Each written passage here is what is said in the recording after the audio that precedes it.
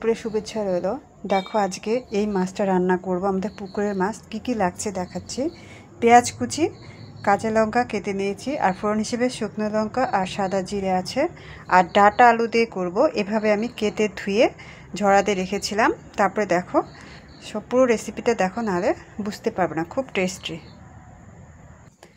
একটু হলুদ আর লবণ দিয়ে ভালো করে মেখে নিতে হবে, ঠিক আছে? পুরোটা যেন মাছ মানে হলুদ লবণটা যেন এক জায়গায় লাগলো আর এক জায়গায় লাগলো না, এরকম যেন না হয়। খুব সুন্দর করে মেখে নেব। হ্যাঁ, ভালো করে মেখে নেব।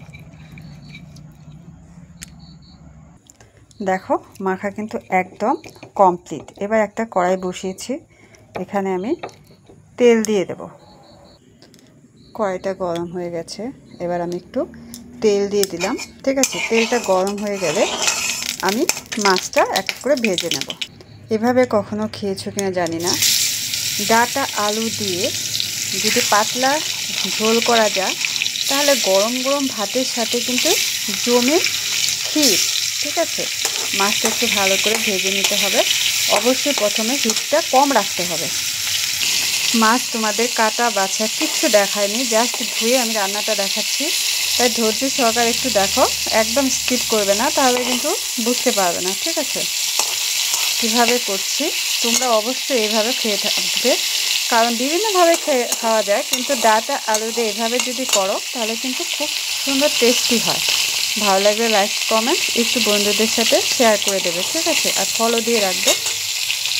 এবার আমি মশলাগুলো অ্যাড করব। এখানে দেখো জিরার গুঁড়ি নিলাম কিছুটা, তারপরে হলুদ, পরিমাণ মতো লবণ, ঠিক আছে? কিন্তু আমি লঙ্কাটা দিচ্ছি না, কারণ লঙ্কা আমি কাঁচা লঙ্কা কেটে দেব, ঠিক আছে? কাঁচা বা যদি কাঁচা লঙ্কার মধ্যে পাকা লঙ্কা থাকে তাহলে অবশ্যই কেটে দেবে। এখন আমি এটা একটু গুলিয়ে নেব।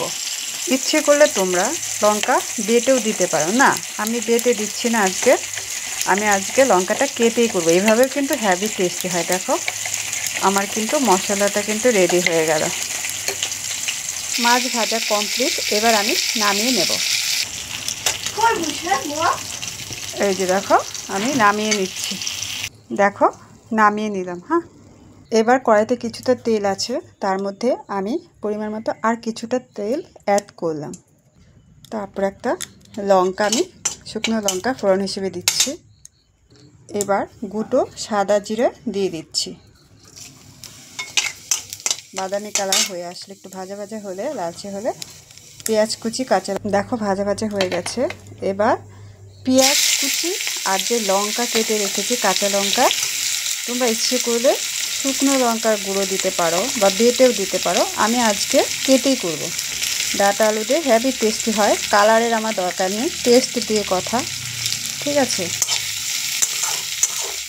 এখন ভালো করে একটু ভেজে নিতে হবে। দেখো পেঁয়াজটা আমার একদম ভাজা ভাজা হয়ে গেছে। এবার আমি কেটে রাখা ডাটা আলু দিয়ে ভালো করে একটু নেড়ে চেড়ে নেব।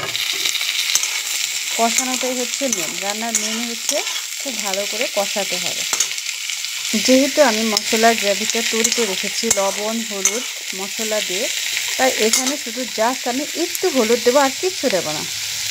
সামান্য একটু শুধু হলুদ দেবো, কারণ ওখানে আমি গ্রেভিটা অলরেডি তৈরি করে নিয়েছি। আর দেখো কাঁচা লঙ্কা আমি এখানে 4টি কেটে দিয়েছি। তোমরা যেরকম ঝাল খাবে সেরকম করে নেবে, ঠিক আছে? এবার আমি দেখো মশলাটা যে করে রেখেছিলাম সেটা আমি দিয়ে দিলাম। এখানে লবণ হলুদ জিরার গুঁড়ো সব মিক্স করে আমি তৈরি করে রেখেছি প্যাকটা, সেটা আমি দিয়ে ভালো করে নাড়াচাড়া দিয়ে কিছুক্ষণ আমি ঢাকা দিয়ে রাখবো। আলু আর ডাটাটা যাতে সুসিদ্ধ হয় তার জন্য আমি একটু 5 থেকে 10 মিনিট আমি এটা ঢাকা দিয়ে রাখবো, তাহলে একটু সুসিদ্ধ হবে, ঠিক আছে? দেখো আমি ঢাকা দিয়ে রাখলাম 5 থেকে 10 মিনিট, ঢাকা আমি খুলে নেব। এবার দেখো আমি ঢাকনাটা খুলে নিচ্ছি। একদম সুসিদ্ধ কিন্তু হয়ে গেছে অনেকটা। দেখো কি সুন্দর, কাঁচা লঙ্কা দিয়ে রান্না করছি তবু কি সুন্দর কালার এসছে, আর ফ্লেভারটাও যা বের হয়েছে না। দেখো অনেকটাই কিন্তু সিদ্ধ প্রায় হয়ে গেছে। ঢাকা দিয়ে রাখাতে কিন্তু খুব চট জলদি সিদ্ধ হয়ে যাবে, সুসিদ্ধ, ঠিক আছে? কিন্তু আঁচটা কম রাখতে হবে, নাহলে কিন্তু পুড়া লাগবে। এবার আমি পরিমাণ মতো ঝোল দিয়ে দিচ্ছি, দিয়ে আরেকটু ঢাকা দিয়ে নামিয়ে নেব। ঠিক আছে, আর একটু সঙ্গে থাকো। খুব বেশি ঝোল দেব না, পাতলাই হবে। বড় মাছ নয় যেহেতু, তাই আমি গরম মশলা আর দেব না। লাস্ট অবধি দেখো, আর একটু আছে, আর একটু ঢাকা দিয়ে দিচ্ছি। ঠিক আছে, একটু ফুটলে আমি ঢাকনাটা খুলে দেব। এবার আমি ঢাকনাটা খুলে নিচ্ছি। দেখো রান্না কিন্তু প্রায় কমপ্লিট। একটু নাড়া দিয়ে দেখবো। একটু মাঝখানে আমি একটু লবণ অ্যাড করেছি, কারণ আমি একটু টেস্ট করে দেখেছি যে একটু লবণ কম হয়েছিল। দেখো একদম কমপ্লিট। আমি আগেই বলেছি পাতলা ঝোল করব, খুব টেস্টি।